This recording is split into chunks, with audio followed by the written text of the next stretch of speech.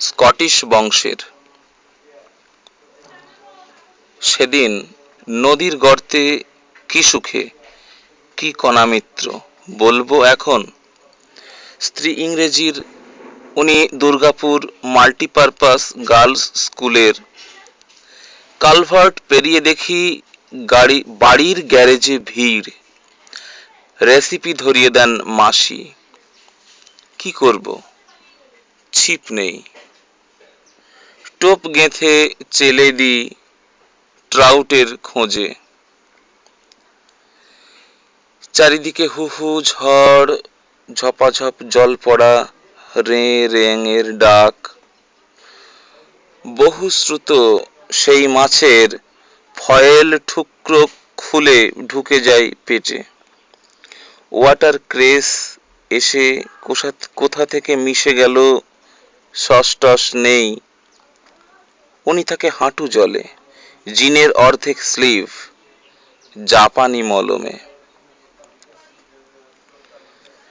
জ্যোৎস্না ভাঙানো তীর, বহু নদী সেরে তিনি পলিত কেশর।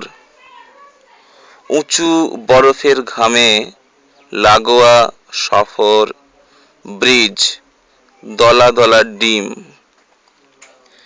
জোকস করি, ছ্যাঁকছোঁক, বাঙালির ক্ষতে ঘা, প্লিজ ছেড়ে দিন। তখনও ঝড়ের শ্বাস লেভেল ক্রসিং ছেড়ে জাহাজে ঢোকেনি। 3 দিন রে রে করে হেঁকে উঠি, কহানিয়া শুনি।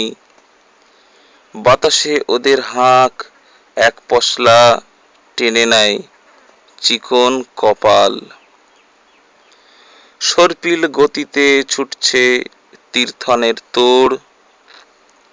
তারই দু একটা ছুটে বিঁধে যায় বরফের লেভেল ব্রাউনে।